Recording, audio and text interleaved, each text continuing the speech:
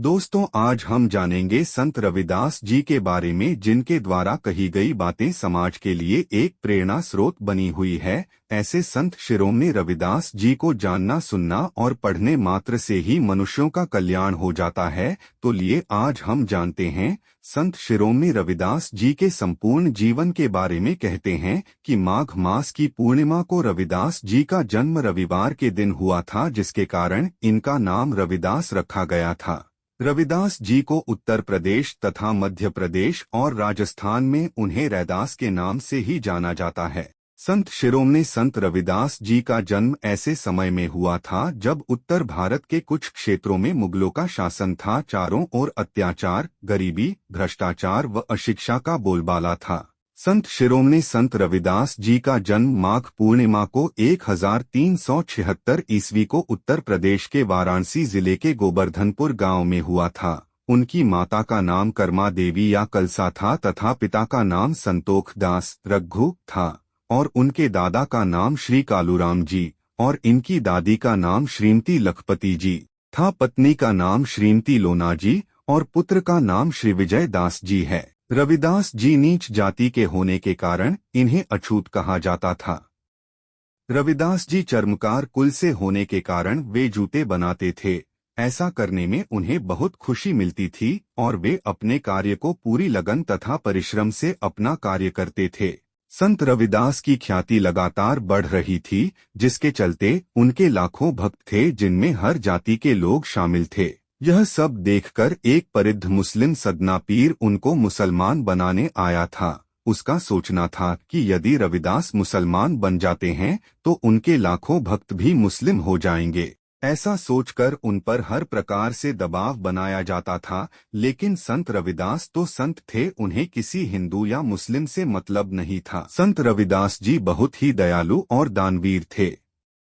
संत रविदास ने अपने दोहों व पदों के माध्यम से समाज में जातिगत भेदभाव को दूर करना चाहते थे और उन्होंने सामाजिक एकता पर बल दिया और मानवतावादी मूल्यों की नींव रखी। संत रविदास ने अपनी कविताओं के लिए जनसाधारण ब्रजभाषा का ही प्रयोग किया है। साथ ही इसमें अवधी, राजस्थानी, खड़ी बोली और रेखता यानी उर्दू फारसी के शब्दों का भी मिश्रण है। रविदास जी के लगभग 40 पद सिख धर्म के पवित्र धर्म ग्रंथ गुरु ग्रंथ साहब में भी सम्मिलित किए गए हैं। संत रविदास स्वामी रामानंदाचार्य वैष्णव के शिष्य थे। संत रविदास जी संत कबीर के समकालीन व गुरु भाई माने जाते हैं। स्वयं कबीरदास जी ने संतन में रविदास कहकर इन्हें मान्यता दी है। कृष्ण भक्त कवयित्री मीराबाई संत रविदास जी की शिष्या थी। वाराणसी में संत रविदास का भव्य मंदिर और मठ है, जहां सभी धर्म के लोग दर्शन करने के लिए आते हैं। और बनारस में श्री गुरु रविदास पार्क भी है, जो नगवा में उनके यादगार के रूप में बनाया गया है। संत रविदास जी के अनुयायियों का मानना है कि संत रविदास जी 126 वर्ष बाद अपने आप शरीर को त्याग देते हैं। लोगों के अनुसार 1540 ईस्वी में वाराणसी में उन्होंने अंतिम सांस ली थी। रविदास जयंती को माघ महीने की पूर्णिमा के दिन मनाया जाता है। सन 2024 में रविदास जी की जयंती 24 फरवरी 2024 को दिन शनिवार को मनाई जाएगी। संत रविदास जी के अनमोल वचन।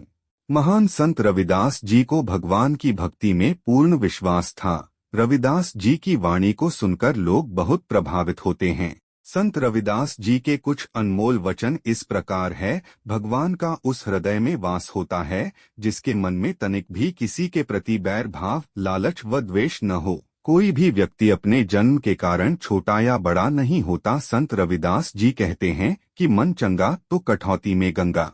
अर्थात संत रविदास जी कहते हैं कि जिस व्यक्ति का मन पवित्र होता है, उसके बुलाने पर गंगा माँ भी एक कठौती यानी चमड़ा भिगोने के लिए पानी से भरे पात्र में भी आ जाती हैं। ब्राह्मण मत पूजिए जो होवे गुणहीन, पूजिए चरण चंडाल के जो होने गुण प्रवीण। अर्थात किसी व्यक्ति को सिर्फ इसलिए नहीं पूजना चाहिए कि वह ऊंचे कुल में जन्मा है।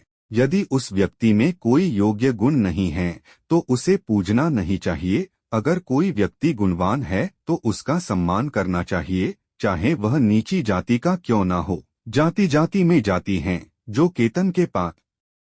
रैदास मनुष्य ना जुड़ सके जब तक जाति न जात।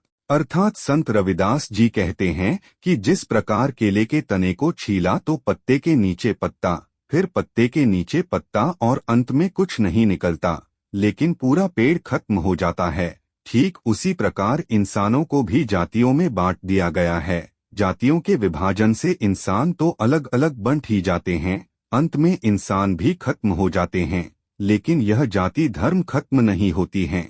दोस्तों, महासंत रविदास के विचारों को हमें जानना चाहिए और पढ़ना चाहिए। इससे समाज जागृत होगा और समाज सुधार में बहुत बड़ा योगदान हो सकता है। दोस्तों, यह जानकारी आप लोगों को कैसी लगी हमें कमेंट के माध्यम से जरूर बताएं, और आप किस तरह की कहानियों को सुनना पसंद करते हैं हमें जरूर बताएं, जिससे हम आप लोगों को अच्छी अच्छी कहानियां उपलब्ध कराते रहें। अगर आप लोगों ने हमारे चैनल को सब्सक्राइब नहीं किया है तो सब्सक्राइब करके बेल आइकन को दबाना ना भूले, जिससे नोटिफिकेशन मिलती रहे। धन्यवाद।